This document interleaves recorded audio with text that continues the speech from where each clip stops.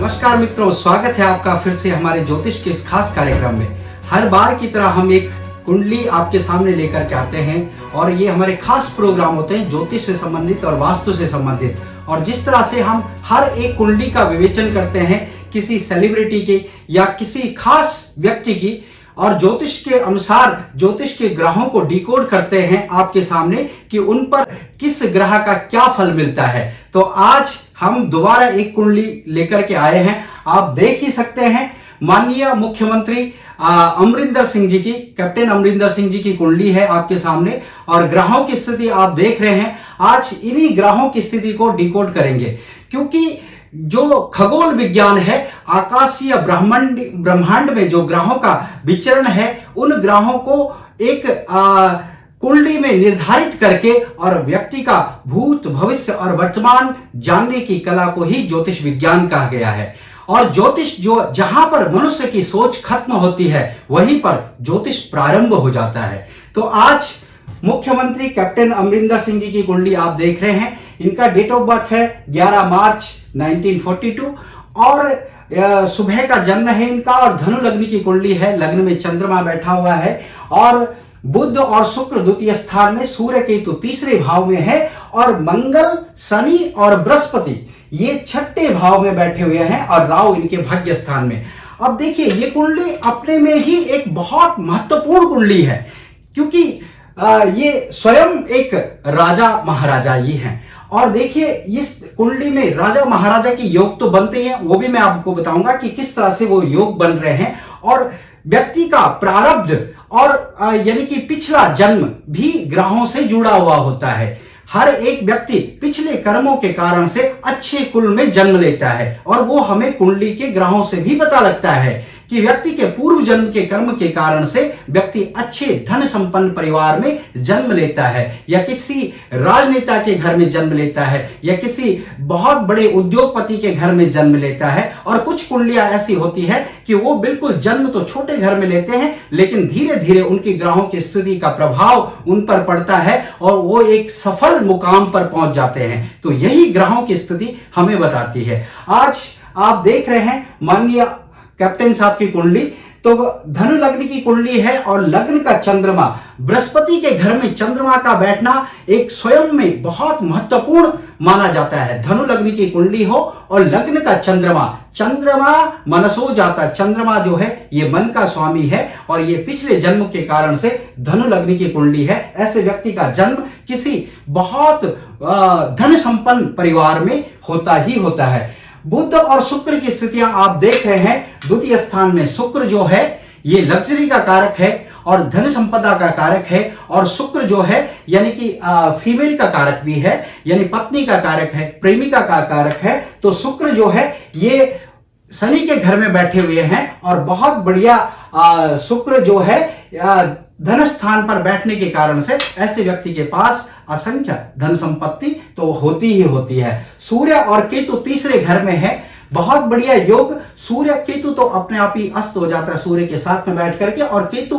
का प्रभाव ये भी है, राहु और केतु जब किसी घर में बैठ जाते हैं किसी ग्रह के साथ, तो उसका प्रभाव दुगना कर देते हैं। तो सूर्य पराक्रम के स्थान पर है और है तो ये शनि के घर में, तो ऐसे व्यक्ति का खुद पराक्रम और शौर्य मतलब कि जग जाहिर होता है और प्रसिद्धि को प्राप्त होते हैं। अब देखिए, मंगल और शनि और बृहस्पति ये छठे भाव में है, और शनि महाराज जो है ये द्वितीय स्थान के और पराक्रम के भाव के मालिक हैं। और शनि वृष राशि का, शनि जब वृष राशि का हो तो ये शनि व्यक्ति के लिए हानिकारक होता है।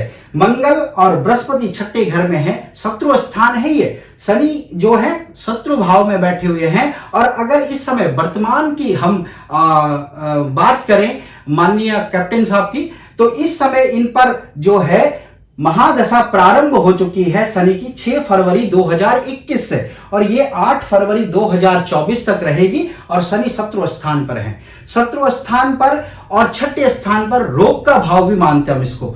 छठा घर जो है रोग का होता है, तो ऐसे व्यक्ति के पैरों में यानी पैरों से संबंधित विशेष करके यानी कि दाहिना पैर, ये शनि यहां पर बैठे हुए हैं, तो पैरों से घुटनों से संबंधित परेशानियां हो सकती है शनि के कारण से। और शत्रु स्थान पर हैं तो शत्रु हावी होंगे। इस समय बृहस्पति की महादशा समाप्त हो चुकी है 5 फरवरी 2021 को।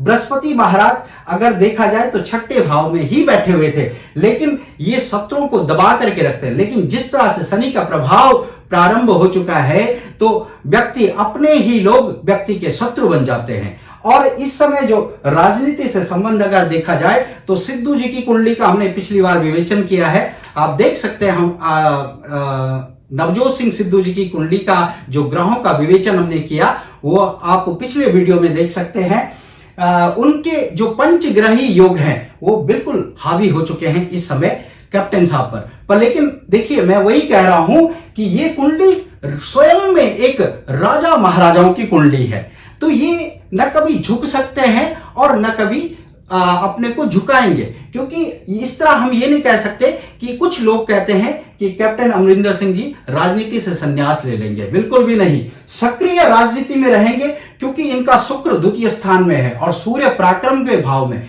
ऐसे व्यक्ति अंत समय तक राजनीति में सक्रिय रहते हैं। और ये इस समय वर्तमान में शनि की महादशा स्टार्ट हो चुकी है। फरवरी 2024 तक शनि का ही अंतर रहेगा। हालांकि शनि छठे घर में है, शत्रु स्थान पर शत्रु हावी जरूर होंगे, लेकिन बृहस्पति भी छठे भाव में बैठा हुआ है। और ये ना सोचे क्योंकि बृहस्पति की महादशा अभी अभी गुजरी है, तो इस तरह से हम ये नहीं कह सकते कि ये संन्यास ले लेंगे राजनीति से।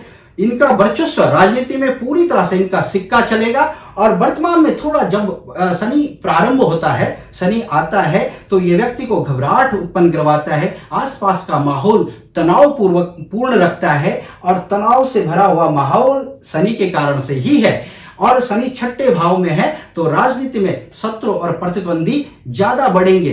पर लेकिन धनु लग्न की कुंडली है और बृहस्पति छठे भाव में बैठा हुआ है, यानी लग्न पर बृहस्पति का प्रभाव तो रहेगा ही रहेगा। इसके कारण से अमरिंदर सिंह जी को यानी कैप्टन साहब राजनीति में सक्रिय रहेंगे और आने वाला समय धीरे धीरे इनके अनुकूल भी आएगा। पर लेकिन जो वर्तमान की स्थितियां हैं इसके लिए शनि ठीक नहीं है। शनि के कारण से ही इस तरह की ये परेशानियां इनको उत्पन्न हो रही हैं। देखिए, राहु भाग्य स्थान में है, सूर्य के घर में, सूर्य की सीधा दृष्टि राहु पर है, तो यानी ऐसे व्यक्ति का जो भाग्य होता है वो बहुत ही उज्जवल होता है। हालांकि शनि की महादशा इस समय मैंने कहा कि वर्तमान में जो समय चल रहा है वो अनुकूल नहीं है कैप्टन साहब के लिए, पर लेकिन धीरे धीरे इसका जो शनि का प्रभाव है वो धीरे धीरे खत्म होगा और धीरे धीरे ये अपनी पूर्ववत स्थितियों में आ जाएंगे।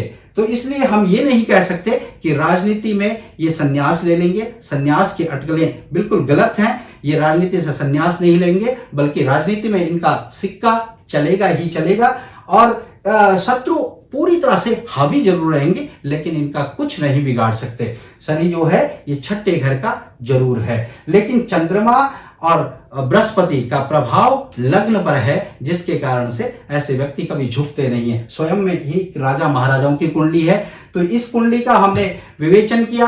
वैसे विस्तार पूर्वक हम अगली बार इसका पूरी तरह से विवेचन करेंगे। तब तक के लिए नमस्कार। मिलते हैं किसी और व्यक्ति की कुंडली के साथ में। तब तक के लिए आप हमारे चैनल को सब्सक्राइब करें और यदि आपको वीडियो पसंद आया तो जरूर लाइक कर दीजिए। आने वाले वीडियो इसी तरह से रहेंगे, छोटे छोटे और संक्षेप में हम वीडियो बनाते हैं, आप देख सकते हैं। और यदि आप ज्योतिष सीखना चाहते हैं तो हमारा जो सेंटर है, इंस्टीट्यूट है, ये आपको फ्री और निःशुल्क ज्योतिष बेसिक ज्योतिष शिक्षा देता है। आप कभी भी हमारे साथ संपर्क कर सकते हैं और ज्योतिष का ज्ञान अर्जित कर सकते हैं। तो मिलते हैं फिर कभी किसी और वीडियो के साथ में। तब तक के लिए नमस्कार।